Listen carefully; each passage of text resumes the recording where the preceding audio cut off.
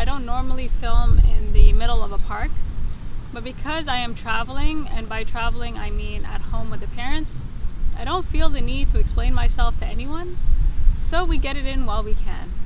So today I'm giving you my first impressions of Blackbird, a 6-part Apple TV+ series developed by Dennis Lehane.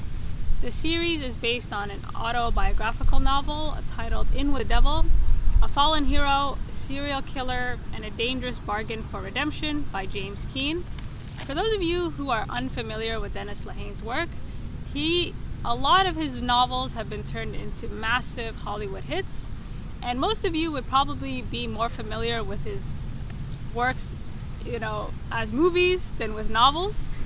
Unnotably, Live by Night, starring Ben Affleck, but most notably, Gone Baby Gone, starring Casey Affleck. That's the first time I was exposed to Dennis Lehane.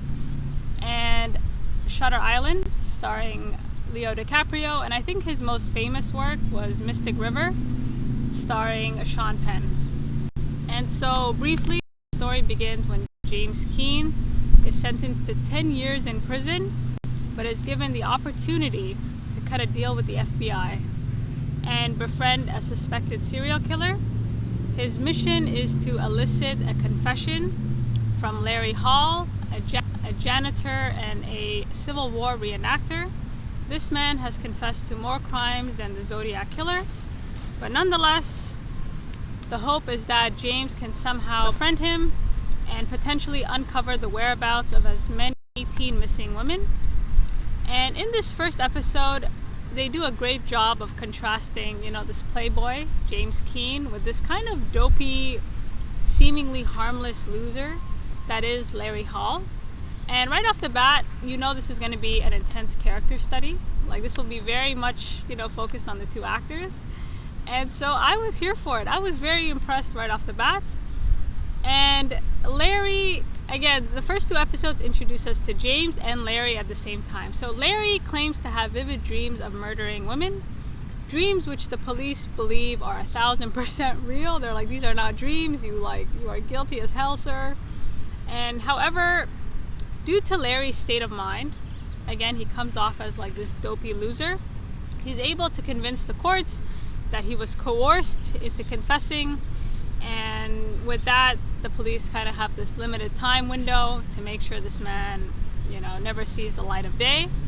But I really like how they portray Larry Hall right off the bat, right? You see him, you see his family, and it's hard to tell, right? For those of you unfamiliar with the story, you're kind of like, is this just a guy who confesses to things he didn't do, or is he like a serial killer? And right off the bat, also Greg Kinnear, he's always a pleasure on screen. He was very impressive as this detective, hell-bent on making sure that Larry Hall never sees the light of day. I mean, Greg Kinnear just came in hard, and I appreciate the screen time they give all the actors, because again, it's very much a character study, and the acting, the story is already interesting, but the acting is what's going to bring it home. And I think my first impression was really good, because Blackbird reminds me of Mindhunters.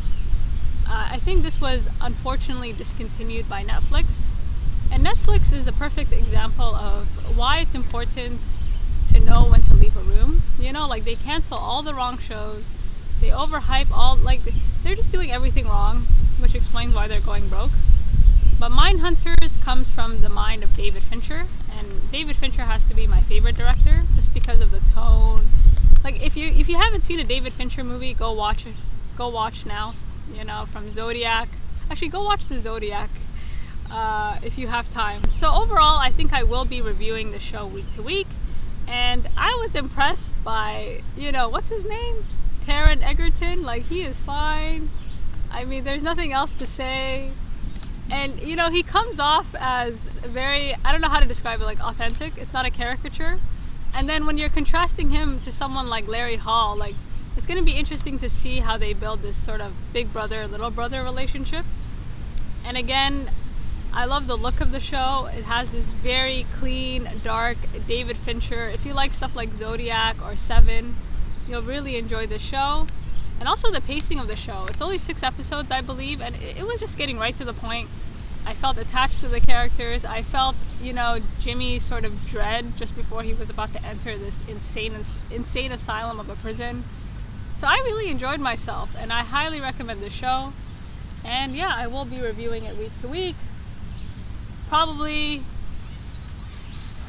at the park, And yeah, you guys let me know what you think, and until next time.